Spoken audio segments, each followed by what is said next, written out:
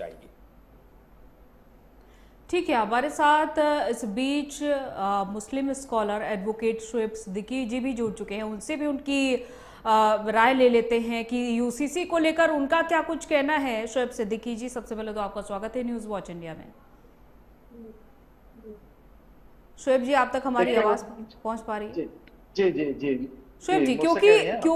क्योंकि यूसीसी की बात लंबे समय से आ रही है। मेन तो मुद्दा 2024 के लोकसभा चुनाव के समय में बीजेपी ने इसे उठाया था और कहा था कि देश में जी एक कानून जल्द ही आएगा। हालांकि अभी तो अलग अलग राज्यों में इसे लाया जा रहा है। अब बंगाल की जब बारी है तो क्या कहना है मुस्लिम समुदाय का, तमाम मुस्लिम संगठनों का? आपकी क्या राय है इस पर? देखिए देखिए मसला यहाँ पर देखिए ये है कि जब मुल्क आज़ाद हुआ था तो उस वक्त जो है हर मजहब को अपने हिसाब से जीने की आज़ादी थी। लेकिन आप देखिए कि कोई भी राज्य हो या मुल्क हो, कहीं ना कहीं किसी भी मामले पर बात आती है तो मुस्लिम को ही टारगेट किया जाता है। देखिए यूसीसी जो है गोवा में चल रहा है, गोवा में ऑलरेडी पहले से था, लेकिन इस चीज को अपनाते हुए असम में आप देखिए उन्होंने लागू कर दिया और प्लस जो है उत्तराखंड में चल रहा है। तो इसमें होता क्या, आर्टिकल 44 जो होता है उसमें यह कहा गया है कि आप जो है कोशिश करिए यूनिफॉर्म सिविल कोड लागू हो जाए, लेकिन जबरदस्ती ना करिए। ये नहीं आया कि आप जुर्म ढाइए, जबरदस्ती करिए, दबाव बनाइए, ऐसे सिस्टम बना दिए कि उनको लागू करना पड़ जाए। तो मैं समझता हूँ बेहतर नहीं है। एक सेकंड मुकम्मल कर लूं। उसका देखिए होता क्या है कि जो पर्सनल लॉ होता है सिर्फ मुस्लिम पर्सनल लॉ नहीं है।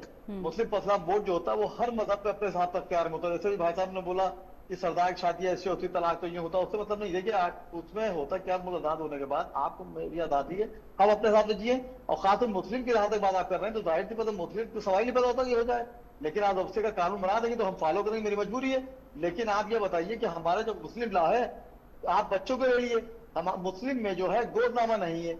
आप किसी बच्चे को अब आप कहेंगे जब आप कानून बना देंगे कि आप गोद दे सकते हैं, कैसे इस्लाम हट जाए? हमारे वहाँ कुरान मजीद शरीयत से ही हमारे वहाँ हर चीज चलती है। तो हाँ। आप जो इस चीज को लागू कर देंगे तो मेरी मजबूरी हो जाएगी मानना, तो हम शरीयत से अलग हट हो जाएंगे। अच्छा, तो मैं आपको समझता क्या हूँ ये वो बेहतर तमाम नहीं है। महिलाएं नहीं दिखती हालांकि हैं? आपको क्या वो तमाम महिलाएं नहीं दिखती हैं चीखते हुए कोर्ट में हाजिरी लगाते हुए? चाहे वो शाहबानो केस की बात कर ले, चाहे शाहरा बानो केस की बात कर ले। उसके बाद सुप्रीम कोर्ट ने भी कहा कि देश में तो समान कानून लागू होना चाहिए। तो फिर आखिर एक तबके को इतना विरोध क्यों कर रहा है? महिलाओं के अधिकार क्यों छीने जाते हैं एक तबके की तरफ से?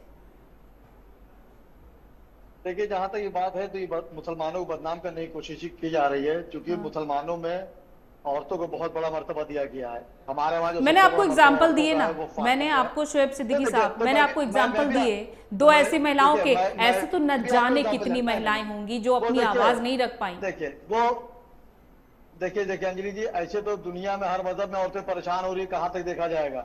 हाँ। अब याद देखिए लखनऊ इतना बड़ा कांड हो गया, उसके बाद एक्शन लिया गया। अगर ये एक्शन पहले लिया जाता तो किसी घर के चिराग ना खामोश होते। देखिए मैं आपको बता रहा हूँ, जैसे लोग बदनाम करते कि मुसलमान में औरतों को मर्तबा नहीं है, मुसलमान में जितना औरतों देखिए, से यहाँ बात बदनामी दर्जा की नहीं है बुलंद है ना कहीं शोएब बुलंद सिद्दीकी नहीं। साहब, यहाँ तो आप बदनामी की दुनिया बात आप नहीं बात है। देखिए आप देखिए आपने एक तो आध मामले नहीं होने से नहीं देखिए नहीं, ठीक है, आपके देखिए आपका सम्मान किया जाता है, हर एक मुद्दे पर आपकी बात भी उठाई जाती है, लेकिन जब बात महिलाओं के अधिकार की आती है, अब देखिए तलाक बिद्दत के माध्यम से 3 बार तलाक बोलकर तलाक दे देना, फिर वो महिला कहाँ जाएगी, क्या करेगी, इस बारे में तो आपको कोई विचार ही नहीं रहता है। और वो महिला दरवाजा खटखटाती रह जाती है अपने पति की चौखट का। तो इससे फिर कैसे हो गई आपकी तरफ से समानता? आप कह रहे हैं कि महिलाओं को बहुत सम्मान दिया जाता है। देखिए कुछ मामले हर मजहब में होते हैं। होता क्या, सिर्फ टारगेट पर मुसलमान को करने के बाद मुसलमान की कमियों को तलाशा जाता है। ट्रिपल तलाक का मामला आया था, हमने भी लब्बैक कहा, सबने लब्बैक कहा कि बात सही है, तलाक में कमियां आई हैं, लोग उस तरह जुल्म नहीं ढा रहे। लेकिन यूनिफॉर्म जो कोर्ट आज देखिए जो यूसीसी है, इसमें बड़ी दिक्कतों का सामना करना पड़ा है। मैंने आपको मिसाल दे दी। जैसे मैं आपसे एग्जाम्पल सुनना चाहूंगी कि क्या दिक्कतें होने वाली हैं। भाई दिक्कतें होने वाली, जैसे हमारे यहाँ वसीयत आप नहीं कर सकते हैं। आज इस वसीयत एक आम धारणा बनी हुई है, मुस्लिम में वसीयत है ही नहीं, उसका गोदनामा है ही नहीं। इस्लामी तो बता रहा हूँ, हम किसी बच्चे को गोद लेके अपना नाम नहीं दे सकते हैं, हम गार्जियन बन सकते हैं, लेकिन शोएब सिद्दीकी एडवोकेट किसी औलाद नहीं दे सकते। अगर उसको अपना नाम दे देंगे तो जिसकी वो औलाद है उसकी माँ को गाली पहुंचेगी। तो यूनिफॉर्म को आप किसी मजहब थोड़ा खेल सकते, मजहब से आप। हमारा शरीयत जो दुनियावी एतबार से ना हमारे कुरान से चल रही है, तो उसको हम बदल नहीं सकते किसी कीमत पर। लेकिन अगर आप जबरदस्ती नाकिस कर देंगे तो मेरी मजबूरी बन जाएगी, लेकिन मैं अल्लाह की बारगाह में गुनहगार नहीं होऊंगा। तो मैं समझता हूँ कि आप बताइए 22 राज्य इस टाइम बीजेपी के हाथ में है, 23 राज्य है, सब में तो लागू हो जाना चाहिए था। इसका मतलब यह है कहीं ना कहीं लोग नाराज है इससे। आप डिक्टेटरशिप हावी करना चाहते हैं हिटलर की तरह, तो मजबूरी बन जाता है। आप किसी मजहब पे हमको आर्टिकल 44 क्या कह रहा है? कह रहा है कि आप जो है कोशिश करिए लागू हो जाए, जुल्म ना करिए, जबरदस्ती ना थोपिए। तो होता क्या, असम के मुख्यमंत्री उछल फाल डाला करते हैं, देखती हैं आप, वो खुश करना चाहते हैं।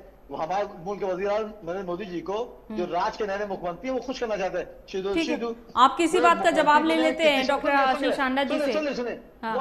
वो शर्तों पे मुख्यमंत्री बने, उनको शर्तों पे मुख्यमंत्री बने कि उनको कुछ नहीं करना, सिर्फ मुसलमानों को टारगेट करना है। आप बताइए, हो जाने के बाद हमारे योगी आदित्यनाथ जी ने कभी तुम नहीं जू पे उठाया, लेकिन आप देखिए वहां के विधायक बड़े बड़े नेताओं को वो मंदिराओं को रोड पे घुमा रहे हैं। क्या ये मुल्क में ये कानून बन चुका है? लोगों को मार रहे, गुम्मे अंडे मार रहे, रोड पे घुमा रहे, क्या कानून बन चुका है? तो इस तरह के वो खुश करने की कोशिश में लगे हैं मुल्क के वजीर नरेंद्र मोदी जी को। लेकिन मोदी जी ने कभी अच्छी बात नहीं करी। उन्होंने 2014 में दिल्ली से बात कही थी कि हमको मुसलमानों ने भी वोट दिया, तब मैं मुल्क का वजीर आजम बनाऊं। लेकिन शुभेंदु जी पहले कांग्रेस में थे, तो टीएमसी में ममता के साथ रहे। लेकिन होता क्या है ना कि जब नदी में बाढ़ आती है तो बड़े में जो पेड़ होते हैं उसमें पंछी पहले उड़ के भाग जाते हैं, जबकि वो भूल जाते हैं कि इसी तालाब में पानी सब जी रहे थे। तो ये छोटी हरकतें हैं। सिर्फ आप टारगेट देखिए तो सिर्फ एक समुदाय जो मुसलमान है उसको टारगेट बनाया जा रहा है। ये अल्पसंख्यक छोड़ दिया कि सिर्फ मुसलमान को टारगेट किया या मैं आ सकता हूं? ठीक है, ठीक है, ठीक है। अब आपकी बात का जवाब ले लेते हैं। आशीष सांडा जी बहुत देर से कुछ कहना भी चाह रहे हैं। जी आशीष जी। जी जी जी, मैं अपने लर्नेड फ्रेंड से एक सवाल पूछना चाहता हूं कि क्या ऐसा हो सकता है क्या कि